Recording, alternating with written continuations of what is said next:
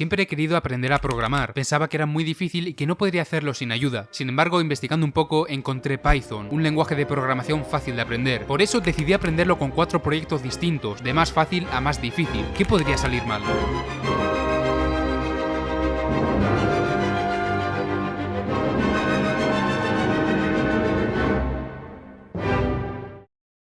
Proyecto 1. Juego de adivinar números.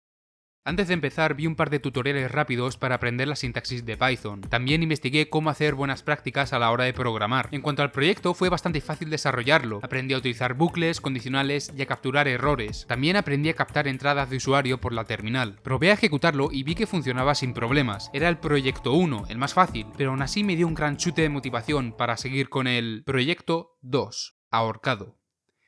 Le pedí a ChatGPT que genere el arte ASCII del ahorcado en 8 fases. Guardé lo generado en un archivo y en otro empecé a programar. Sabía que este proyecto sería más difícil, tenía que imprimir el estado del ahorcado según los fallos, debía mostrar las letras acertadas también. Me abrumé un poco al principio porque no sabía por dónde empezar. Pensé que lo ideal sería tener todas las palabras en un archivo diferente. Para poder hacer esto aprendí a manejar archivos en Python. También le pedí a ChatGPT que generase cerca de 1000 palabras distintas. Estas son las palabras para adivinar. Con esto empecé a programar la lógica del juego. Estuve unas cuantas horas pensando cómo iba a hacerlo, pero no se me ocurría cómo. Aquellos tutoriales solo me enseñaron a escribir un for y un while, pero no sabía aplicarlo realmente. Pensé en dejarlo porque no conseguía ningún resultado. Mi programa no iba hacia ninguna parte. Sin embargo, tras varios intentos fallidos, conseguí idear una lógica del ahorcado que funcionaba. La clave de todo está en los strings, las cadenas de texto. Python permite iterar en ellos, letra por letra. De esta manera creé una lista donde se almacenan las letras acertadas. Si alguna de las letras de la palabra para adivinar está en la lista, se imprime la letra. Si no, se imprime una barra baja. Así logré mostrar el progreso del jugador. Para decidir si el jugador ha acertado una letra fue bastante fácil. Si la letra introducida está en la palabra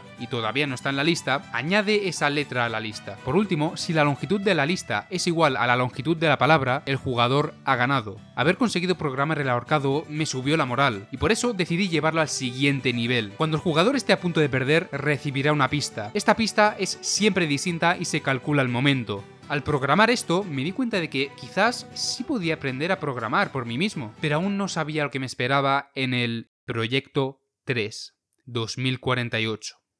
La premisa es sencilla, números que se mueven en un tablero 4x4. Si dos números son iguales, se suman, si son diferentes, se apilan. Esa es toda la lógica del 2048. Parece fácil, ¿no? De nuevo, le pedí a ChatGPT que genere un grid 4x4 en arte ASCII, que funcione como tablero. Abrí un nuevo archivo de Python sin saber muy bien cómo iba a empezar. Sabía que debía utilizar matrices para manejar los números dentro del tablero. Por eso, lo primero que hice fue crear una matriz y escribir la función que la imprime dentro del tablero. Después, me puse con el movimiento de los números. El funcionamiento era, si se detecta un número, se examina la siguiente casilla. Si la siguiente casilla está vacía, mueve el número. Si hay otro número, súmalos si son iguales. Esto en código tenía esta pinta, no muy visual, lo sé, pero parecía funcionar. Sin embargo, el 2048 es más complejo de lo que parecía al principio. ¿Qué pasa si las dos primeras casillas tienen dos números iguales? Se suman, ¿no? Bien, pero ¿no deberían moverse hasta el final del tablero? Sí, y no lo hacen. No tuve en cuenta estas posibilidades. Había otros casos que igualmente no funcionaban como deberían. Me di cuenta de que mi algoritmo no valía para nada, no funcionaba. Cerca de una semana ideando la lógica y programando, tirado a la basura. Sentí decepción, tanto que dejé el proyecto de lado varios días. No tenía pensado retomarlo hasta que vi Rocky por Warning McCorsen Edit Remix. En ese momento sentí una gran conmoción. Con la motivación y la dopamina por las nubes, cogí un cuaderno y un bolígrafo y empecé a diseñar un nuevo algoritmo. 5 días de pura motivación, a base de prueba y error, jugando con las matrices, barajando distintas opciones. Conseguí un algoritmo funcional. En función del movimiento invertimos la matriz, realizamos su traspuesta para girar 90 grados, movemos los números siempre de derecha a izquierda, sumamos números iguales, reinvertimos la matriz si es necesario y la volvemos a transponer para obtener la matriz resultante en su posición original. Espero que se haya entendido.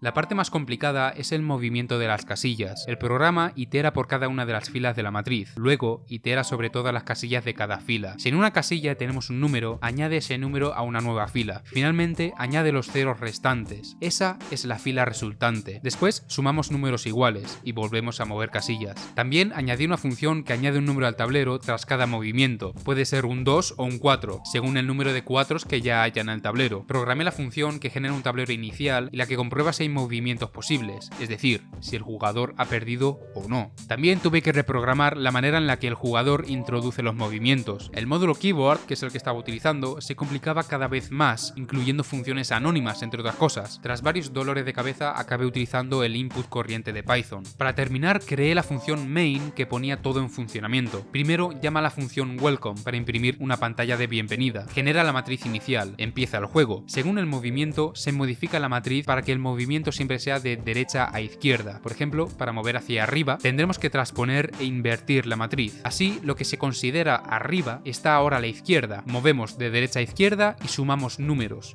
Luego se genera el nuevo número, se imprime el tablero y se hacen las comprobaciones correspondientes. Más de 2 semanas para completar este proyecto. Haberlo completado me hizo sentir muy bien. La satisfacción de verlo funcionar en la terminal fue increíble. Pero todavía me quedaba el proyecto 4, Scrapper de noticias. Para el último proyecto decidí aprender web scraping, que es recolectar datos de internet, en mi caso titulares y enlaces de las últimas noticias. Busqué en Google y me apareció Scrapy, un framework para web scraping con Python. Decidí aprenderlo, pero fue un grave error. Busqué una guía en YouTube, sin saber que tras 3 horas de tutorial me encontraría con este comentario. Scrapy no sirve para scrapear webs dinámicas, es decir, el 99% de las páginas web. Fue un golpe muy duro para mí. Sentí que estaba aprendiendo algo inútil, algo que no serviría para nada. Pero el comentario mencionó Selenium, que al parecer era un paquete de automatización web para Python. Después de la victoria del tercer proyecto no podía dejarlo ahí, tenía que aprender Selenium. Abrí un nuevo archivo de Python. Primero escribí la función que crea el driver, después fui a los periódicos que iba a scrapear y copié el XPath del botón de aceptar cookies. Hice una función para aceptar las cookies y otra más para recolectar las noticias como tal. Por suerte, todas las noticias de los periódicos que elegí aparecen con una etiqueta A de HTML, lo que facilitó bastante el proceso.